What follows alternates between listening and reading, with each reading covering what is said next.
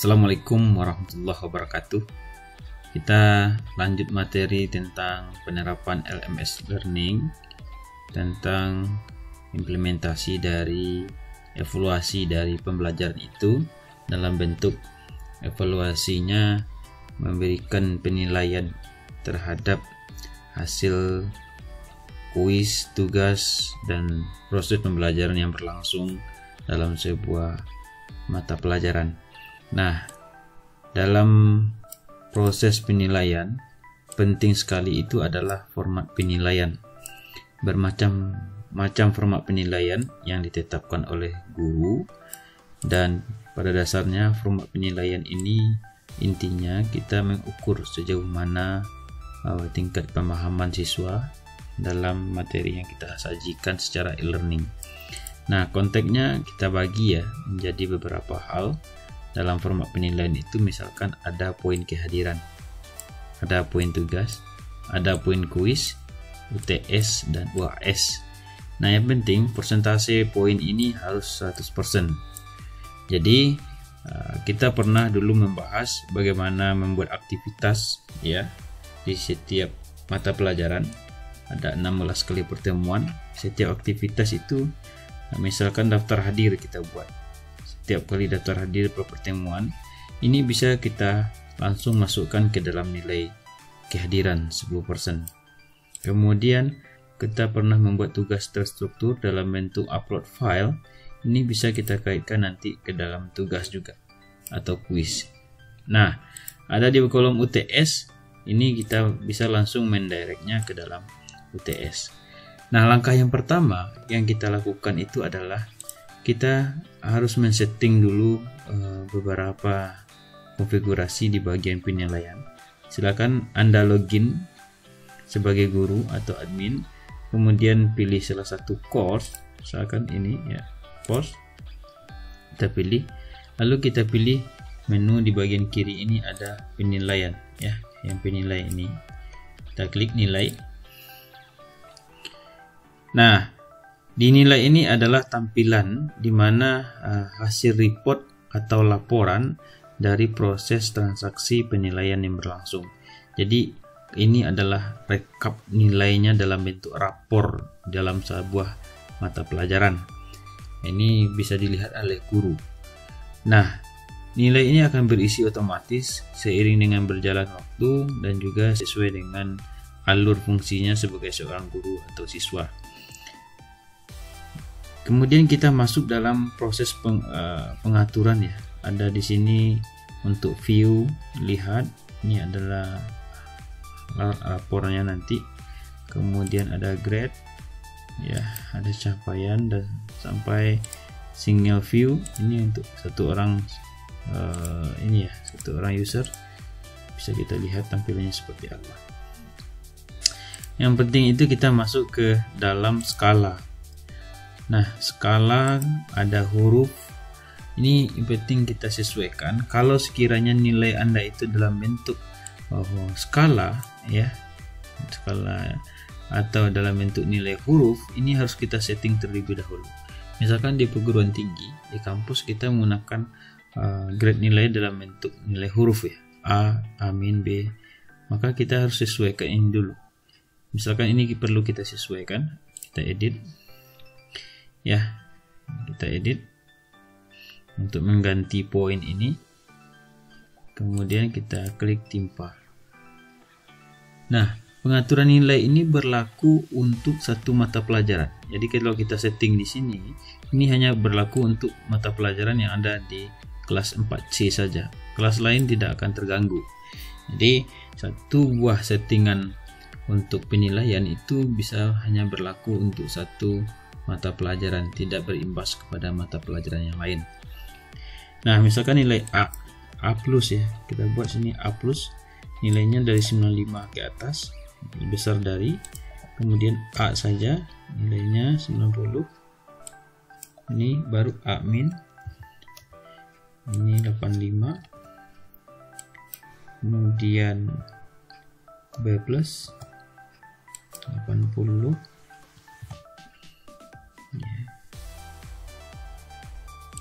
kemudian B Ini misalkan 75 B-min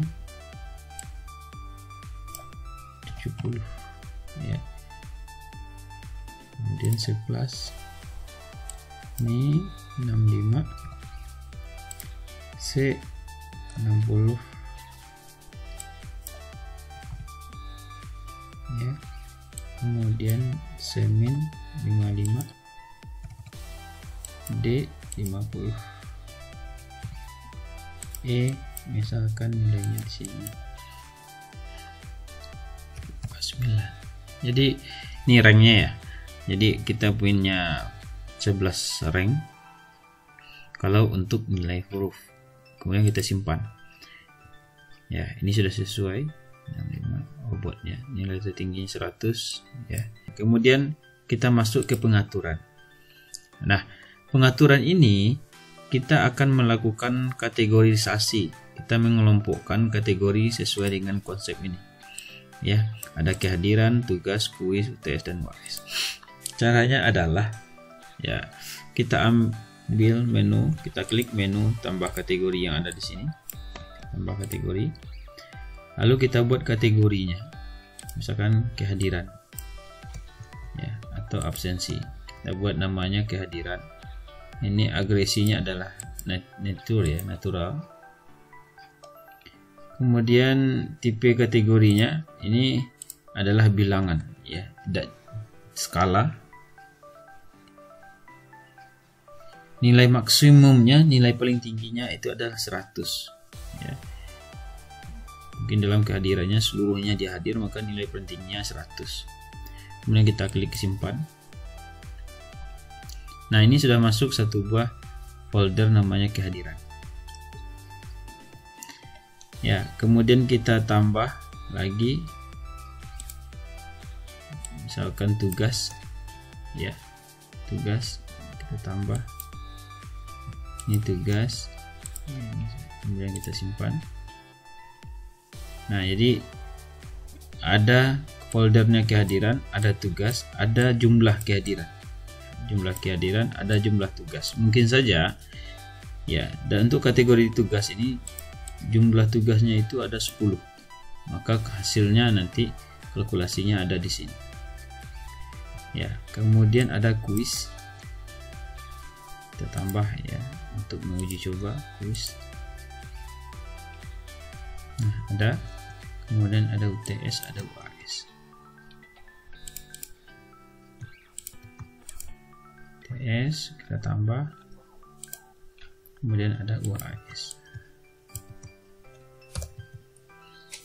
Nah, ini sudah kita buat kategorinya.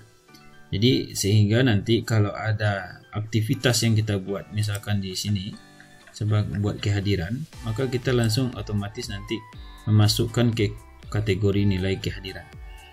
Ya. Contohnya di bagian atas ini sudah ada satu nilai kehadiran. Kita tinggal checklist di sini. Cek ya. Kita checklist, lalu akan kita pindahkan dia ke kolom kehadiran ini. Caranya kita checklist di sini. Lalu di bagian bawah kita pilih di sini. Butir ini pindahnya kemana? Kita pindahnya ke kehadiran. Jadi pindahan butir yang kita checklist itu pindah ke kehadiran.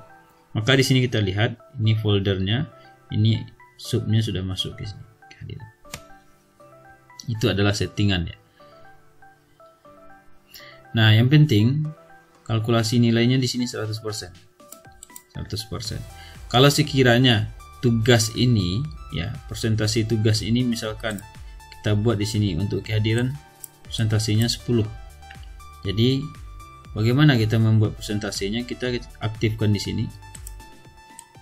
Maka persennya itu adalah 10%. Ya, 10. Ini juga 10. Ini boleh 100 bobotnya. Kemudian ini tugas berapa persen? 20. Maka kita buat di sini 20%. Kita hilangkan lagi. Bobotnya kuis 20%. Ini kita buat 20. Kemudian UTS 25. Oke, kemudian UAS 35. Nah, guna persentase ini adalah misalkan untuk tugas dalam 16 kali pertemuan itu tugas ada 3 kali, maka otomatis tugasnya akan kita arahkan ke sini, ya, ke sini tugasnya, dan maksimal dari nilai tugas itu adalah 20%. Walaupun tugasnya 100 semua, maka 100 dibagi 20% berapa nilainya? Berarti 20 nilai. 20 di sini. Jadi persentase ini nanti masing-masing siswa akan mendapatkan rekap nilai kehadiran berapa, rekap nilai tugas berapa, kuis berapa, UTS berapa, UAS berapa. Nah, sekarang kita akan uji coba. Misalkan di dalam setiap pertemuan, misalkan kehadiran ini di bagian kehadiran, coba kita hidupkan mode. Kita edit di bagian kehadiran. Kehadiran ini akan kita masukkan ke nilai kehadiran ini otomatis ya. Jadi ya, kehadiran kita edit ya, edit setelan. Kemudian ini adalah identitas kehadiran. Kemudian kita klik di bagian nilai. Nah, kita harus arahkan nih kategori nilainya kemana ya. Kategori nilainya kita buat ke absensi atau kehadiran.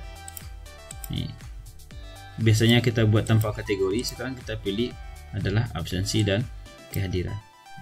Kemudian kita simpan. Setelah simpan nanti ya, simpan kembali ke kursus, maka nanti di bagian nilai itu bisa kita lihat pengaturannya ya. Untuk ini sudah masuk ke sini untuk kehadiran. Begitu juga dengan tugas. Misalkan kita pernah buat tugas mengenai diskusi. Diskusi ini kita edit lagi setelahnya.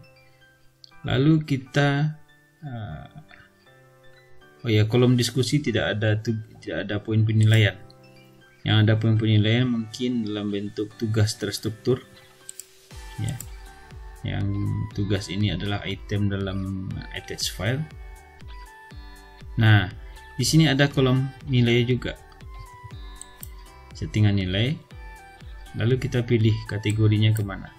Jadi setiap ada settingan nilai dalam setiap aktivitas, lalu kita lihat kategorinya, kita arahkan kemana, sehingga ini akan merekap nanti jumlah nilai yang akan kita isi, dan sistem akan mengkalkulasikan otomatis ya, otomatis sesuai dengan data yang kita buat di sini.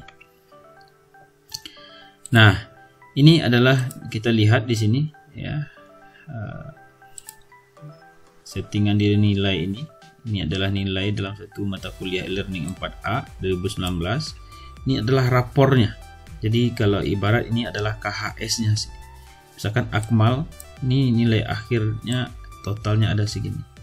Ya, kalau kita perbesar di sini banyak itemnya. Banyak item bisa kita geser. Jadi ada item tugas terstruktur, ada item UAS, ada item UTS dan segala macam. Nah, ini bisa di setting semakin detail itu semakin bagus, sehingga nanti siswa bisa melihat sejauh mana dan apa saja item-item penilaian yang dilengkap oleh guru. Jadi simpel saja bagaimana kita men-setting kehadiran. Yang pertama nilai yang ada di sini, lalu kita setting pengaturannya. Kalau perlu ada huruf, kita setting hurufnya ya.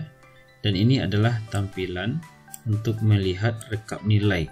Dengan syarat nilai ini tentu sudah dilakukan semua instruksi soal oleh guru dan juga diisi oleh siswa.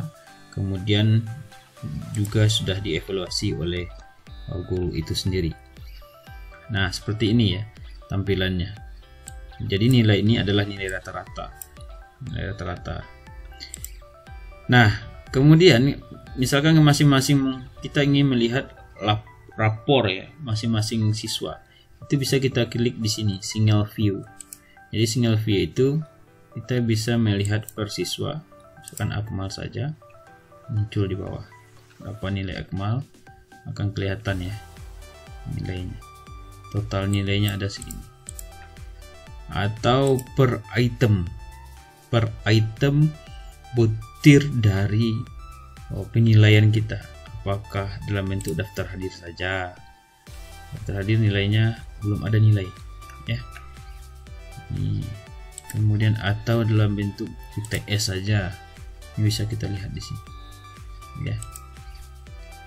Sistem QTS ini belum. Yang mengisi QTS baru 1 orang. Jadi sistem di sini sangat kompleks sehingga nanti user, guru atau siswa atau admin bisa melihat data real karena datanya berelasi dari setiap aktivitas yang dibuat. Itu bisa dikaitkan dengan kategori penilaian, dan kategori penilaian akan mengkalkulasikan secara langsung tentang setiap item-item yang ada pada poin penilaian itu. Nah, di sini ada import ya, import soal. Jadi kalau kita ingin membuat soalnya ini ya mandiri, kemudian nilainya kita olah mandiri, juga bisa kita impor ya. Ini bisa kita impor. Kemudian ada ekspor. Ini untuk melihat dia merekap hasil dari penilaian yang berlangsung, apakah seluruhnya atau tidak. Ini bisa kita checklist. Kita yang penting-penting saja. Ini tidak usah. Ini total tidak. Ini total tidak. Nah, ini saja mungkin kita unduh. Maka formatnya dalam bentuk CSV ya, Excel. Ini bisa kita buka. Oke. Nah, ini adalah format dari tampilan ekspor dari penilaian yang telah kita isi. Jadi seluruh data siswa bisa kita lihat, bisa kita rekap di sini, dan ini tentu bisa kita bandingkan dengan hasil evaluasi manual. Nah, ini misalkan Galardi ya, ini baru masih banyak nilainya yang belum diisi. Oke, nah ini adalah panduan akhir dalam teknik implementasi e-learning. Jadi setiap siswa bisa kita lihat. Kalau kita ingin melihat detailnya di setiap siswa, itu tinggal kita arahkan saja ke akun di sini. Ya, akmal misalkan kita klik. Ini identitas siswanya. Kita pilih detailnya. Nah, sini kita lihat nilainya. Ya, ini nilai. Nah, inilah nilai yang ada di satu akun siswa atau peserta didik selama proses pembelajaran e-learning itu berlangsung. Yang penting adalah bagaimana kita bisa menerapkan e-learning ini dalam setiap item dari pembelajaran itu, baik perencanaan, kemudian pelaksanaan pembelajaran, kemudian evaluasi. Maka proses ini akan berjalan normal. Yang penting kedua belah pihak antara peserta didik dengan pendidik itu sama-sama berjalan dalam satu sistem. Semoga ini bermanfaat. Assalamualaikum warahmatullahi wabarakatuh.